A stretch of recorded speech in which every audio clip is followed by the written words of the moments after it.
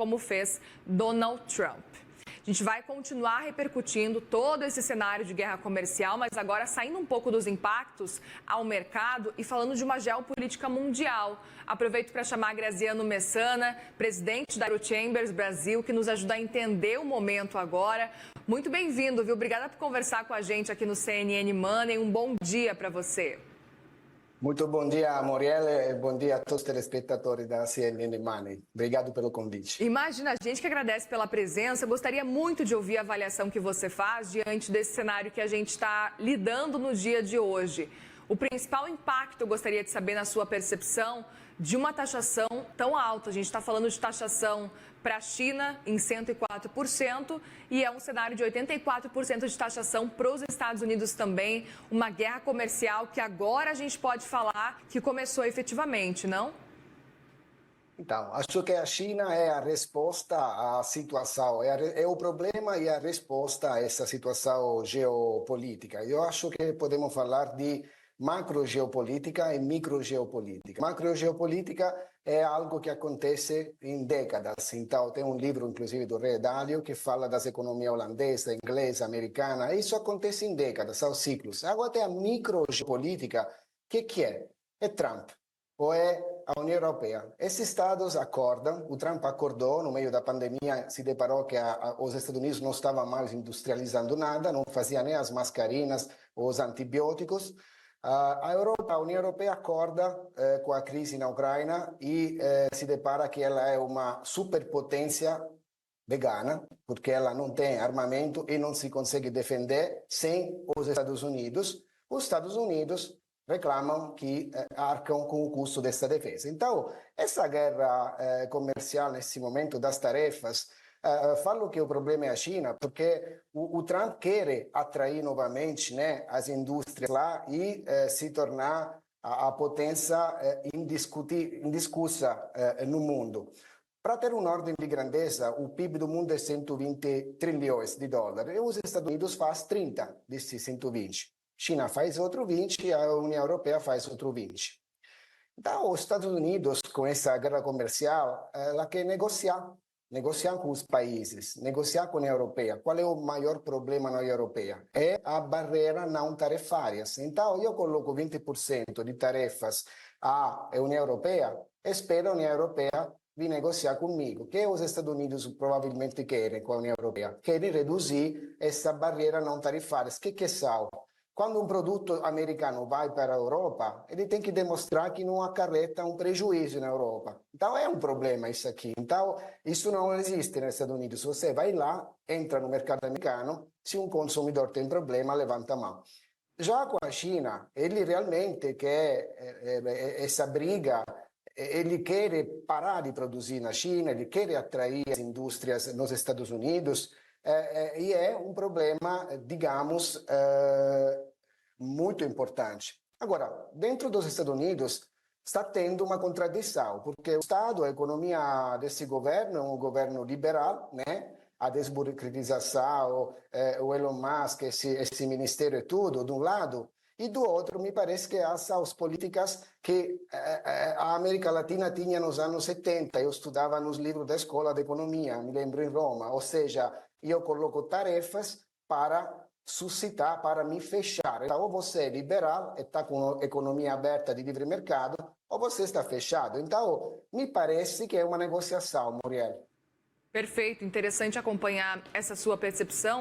Só que ao mesmo tempo a gente está vendo essa abertura para a possibilidade de negociação, só que efetivamente elas ainda não estão acontecendo. E hoje o que a gente vê é essa guerra comercial efetivamente acontecendo, pelo menos por enquanto, né? E aí eu gostaria de saber também a sua percepção de um impacto no longo prazo, olhando para esse cenário de geopolítica. A gente pode talvez começar a acompanhar uma movimentação, porque a gente repercutiu muito uma matéria da The Economist da semana passada, que falava que o movimento feito por Donald Trump pode fazer o MAGA virar a China, fazer, na verdade, a China virar great again, ao contrário do que Donald Trump gostaria. Que avaliação que você faz diante dessa perspectiva? Olha, eu gostaria, como posso dizer, contextualizar também que na China não tem democracia. E como os Estados Unidos, embora muito forte, não estão sozinhos no mundo, existem os outros países emergentes que estão crescendo. Então, e o Brasil, nós temos que parar, porque nós falamos sempre dos Estados Unidos, Europa, China, esquecendo que o Brasil se está tornando um país extremamente estratégico. Eu, como sou presidente da Eurocâmara, acompanho os debates, o que está acontecendo, por exemplo, com o acordo EU-Mercosul. Nós, daqui a 2 horas, vamos encontrar o comissário Hoekstra, que é o alto comissário da União Europeia responsável pelo clima, discutindo o acordo, discutindo a COP30, por exemplo, daqui a 2 horas. O Brasil se está tornando um país sempre mais onde é capaz de atrair investimento na parte de economia verde, né, e capaz de exportar biocombustível. Então, acredito que o Brasil, nesse xadrez, tem também um papel, não é um papel secundário, e fazer acordos bilaterais ajuda tanto a Europa, nesse caso, ou outros países, a poder adquirir força. O acordo EU-Mercosul, por exemplo, é o principal em termos de tamanho, o maior acordo de livre comércio que a Europa teria. Então, se se consegue ratificar, e talvez essa posição dos Estados Unidos com essas tarefas pode dar uma empurradinha, porque tem os trâmites, a gente não pode fazer nada, tem que se ratificar, que acordo é fechado, lembro, tem que se ratificar, tem que passar pelo Parlamento Europeu, depois tem que passar nos parlamentos de cada Estado, enfim, mas está fechado. Então, esse acordo vai dar uma turbinada.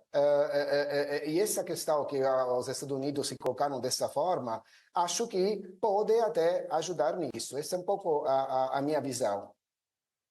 Outro ponto que eu gostaria de te ouvir também, Graziano, é com relação especificamente à União Europeia. Na sua percepção, a União Europeia pode desenvolver um protagonismo diante desses embates com Donald Trump, levando em consideração, inclusive, a questão aí de defesa, os gastos com defesa que a União Europeia talvez possa começar a ter agora nos próximos anos, uma vez aí depois dessa manifestação que a gente viu e a movimentação que aconteceu, inclusive, da União Europeia, acontece depois daquele encontro de Donald Trump com Volodymyr Zelensky, o presidente da Ucrânia, em que existiram aí dúvidas se realmente Estados Unidos ajudaria a Ucrânia. Como é que você percebe esse movimento? Eu acho que, apesar de a União Europeia olhar como um bloco, se falamos de União Europeia, um bloco comercial, se falamos de acordo UE-Mercosul, eu vejo ele como um bloco. É um bloco de 400 milhões de pessoas, de consumidores, é extremamente importante, tanto para os Estados Unidos quanto para o Brasil e o resto do mundo, não é secundário, faz 23 de PIB, mas essa questão da defesa é muito longa. E não acontece só na Europa. Se os Estados Unidos param de industrializar, o objetivo final dos Estados Unidos é claro, ele quer ser a potência econômica, a potência militar. Para ser uma potência militar, você tem que ter capacidade. Então, se você para de produzir tubos, não vai conseguir produzir os canões, né?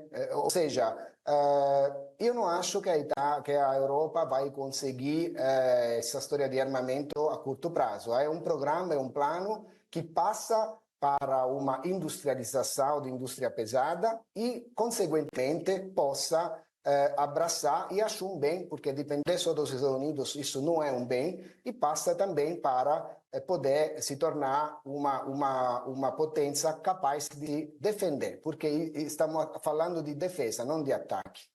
Perfeito.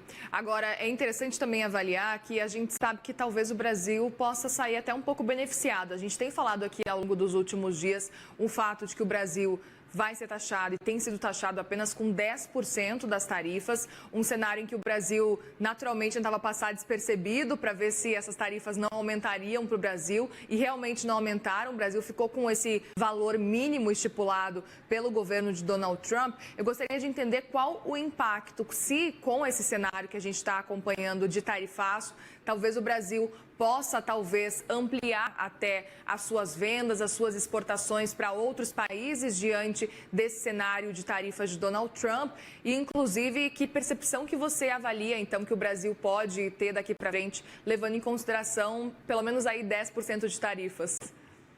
Olha, quando saiu as tarifas, por coincidência eu estava na Argentina, uma reunião latino-americana multilateral, E pela proximidade do Milei com os Estados Unidos, os argentinos estavam esperando uma alíquota baixa, um tratamento de favor. E os brasileiros estavam com mais pessimismo. E aí saiu 10% Chile, 10% Argentina, 10% Brasil. Acho que sim, o Brasil pode se beneficiar. É um momento ótimo. Volto à abertura do nosso bate-papo, quando falava de microgeopolítica. Os negócios não param. No Brasil, nesse momento, a Mercado Livre anunciou o principal investimento que já fez, só que pode ser um pouco polêmico, mas até a Ozempic anunciou um investimento gigantesco, e exportar, produzir no Brasil e exportar para o resto do mundo não prevê tarefa de exportações. Embora o Brasil é um país muito fechado, e isso é historicamente, inevitavelmente, um país que aplica muitos impostos de importações, o Brasil não aplica imposto de exportações. Então, é claro que as empresas que estabelecem no Brasil bases produtivas podem se beneficiar, sim, inclusive exportando para os Estados Unidos, dessa tarefa 10%. Se não mudar, que o Trump justamente é imprevisível. Perfeito, interessante esse ponto também. A gente está difícil realmente acompanhar. E Javier Milei realmente, com essa proximidade que ele tem com Donald Trump, é curioso ver esse cenário em que Donald Trump coloca a mesma tarifa para o Brasil e para a Argentina também, né? O Brasil realmente acabou respirando aliviado depois dessa tarifa. Também gostaria de saber a sua percepção, levando em consideração o papel que o Brasil tem com relação à China. A gente sabe que os 3 maiores parceiros comerciais do Brasil são Estados Unidos, mas também China e também Argentina, né? O Brasil consegue talvez focar mais, fazer um movimento maior, olhando especificamente para a China nesse momento? Ou você acha que, diante de uma guerra comercial desse tamanho, o tratamento do Brasil, especificamente com os outros países, tem que ser igual ao que era antes? Olha, na verdade, o Brasil, nos próximos anos, como ele já produz commodities e alimentos. Então, dá comida, além de produtos de commodities, para as economias mundiais. A China é um grande comprador de commodities, ela quer a comida brasileira. O fato que o Brasil não produz tecnologia do ponto de vista que pode atrapalhar os Estados Unidos em termos de tecnologias, eu não vejo nessa linha os Estados Unidos, independentemente dos governos políticos, que obviamente neste momento quase não se falam, são de cores opostas. Eu não vejo os Estados Unidos prejudicar o Brasil com sanções, multa e tal, porque o Brasil exporta commodities. Então, acho que está fora do radar. Aí que entra o Brasil com a China para usar a China como diversificação. Então, a China não vai parar de comer, de produzir, tem um monte de gente que precisa disso, né? E o Brasil é exportador. Então, acredito que o Brasil, nesse xadrez, tem que jogar um pouco com a China, um pouco com os Estados Unidos, um pouco com a União Europeia e atrair investimento, conseguir atrair mais investimentos aqui, que é um país neutro, amigo, né? Não é como a Suíça, mas o Brasil nunca declarou guerra para ninguém. Isso todo mundo sabe. Acredito que é uma boa plataforma na América Latina que nunca fez default. E esse é o papo que tem que ser apresentado fora. Talvez não pelo político, mas pelo próprio empresário. Porque a fala fica mais fácil, empresários com empresários, que político com político, quando tem cores diferentes. Muito bem, Graziano Messana, presidente da Eurochambers Brasil. Muito obrigada, viu, pela conversa aqui com a gente. Volte sempre no CNN Money. Muito obrigado, Moriel. Boa continuação. Obrigada.